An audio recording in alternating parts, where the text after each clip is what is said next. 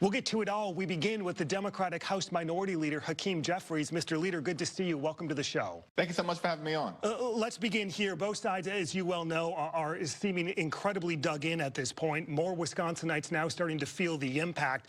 How much pain are you allowing for this to go before Democrats would ever consider supporting now a clean funding resolution? Well, our view from the very beginning as Democrats has been we want to reopen the government. We want to enact a bipartisan spending agreement that actually meets the needs of the people of Wisconsin and the people of this great country, while at the same time decisively addressing the Republican health care crisis, where we've seen Republicans enact the largest cut to Medicaid in American history.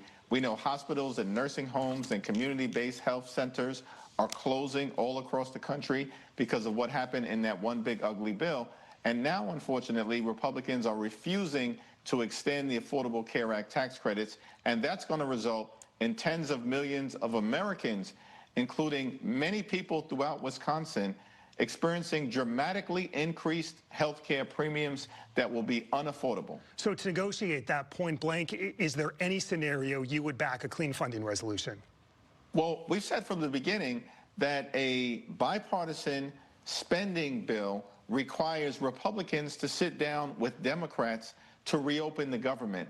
But unfortunately, during this shutdown, Republicans have actually refused to have a conversation with us as Democrats. And all we've asked for is to try to find common ground so we can improve the lives of the American people in an environment where the cost of living has been way too high for far too many people.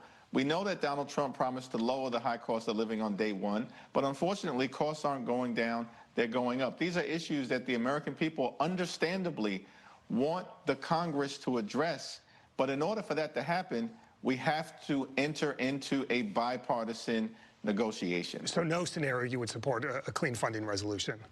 Well, in our view, a clean spending bill requires Republicans drop their refusal to continue to gut the health care of the American people.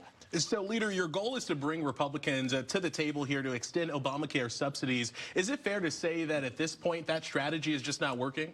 I think it's fair to say that tens of millions of people across the country who have been receiving notices over the last few weeks consistently have communicated with the Congress. This is both Democrats and Republicans across the country making it clear that we need to extend the Affordable Care Act tax credits. Marjorie Taylor Greene, one of the most conservative Republicans in the Congress, has made clear that this is a real issue.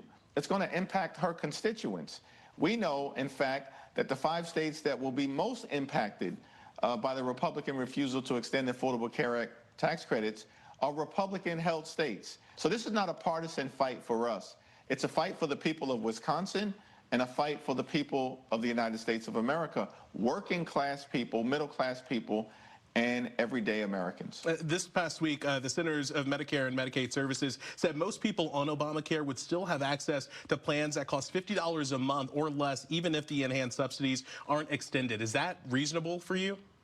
That's a stone-cold lie, and the American people know it, because they are receiving notices as we speak, indicating that if the Affordable Care Act tax credits expire, their premiums are going to increase, in some cases, by $1,000 or $2,000 per month. So this is not a debatable issue. And Republican members of Congress, including Derek Van Orden, are hearing from their own constituents that something needs to be done to address this issue. And unfortunately, Republicans have refused to extend these Affordable Care Act tax credits when more than 90% of the people who receive them make about $63,000 or less.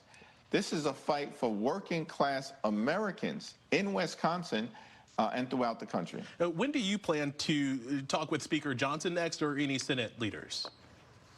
Speaker Johnson and I had a brief conversation yesterday. We reiterated our openness as Democrats to sit down with him or any Republican, any time, any place, either at the Capitol or we'll go back to the White House in order to negotiate a bipartisan spending agreement that reopens the government, that ends this, Trump shutdown. If you get that meeting in the coming days with the president or Republican leaders, what are you prepared to concede in negotiations?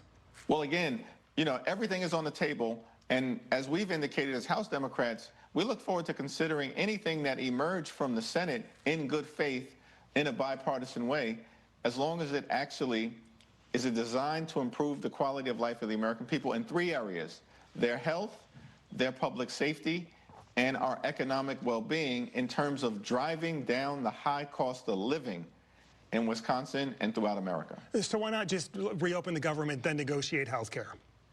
I think the problem with Republicans is that they've repeatedly failed to extend the Affordable Care Act tax credits. They've voted against it multiple times throughout this year, while at the same period of time enacting the One Big Ugly Bill, which put into place the largest cut to Medicaid in American history.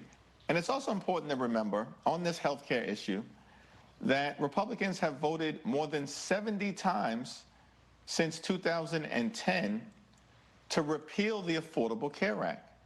And so I think it's reasonable to conclude that if Republicans decided that the wealthiest people in this country, that they're billionaire donors, should benefit from permanent tax breaks, that at this moment in time where the Affordable Care Act tax credits are about to expire, that working class Americans, middle class Americans, and everyday Americans in Wisconsin and throughout the country should have a similar level of certainty, particularly as we approach open enrollment or in the open enrollment period, and the reality of these massive healthcare premium increases is going to hit people like a rock. House Minority Leader Hakeem Jeffries. Mr. Leader, thank you so much for your time. We appreciate it. Thank you very much.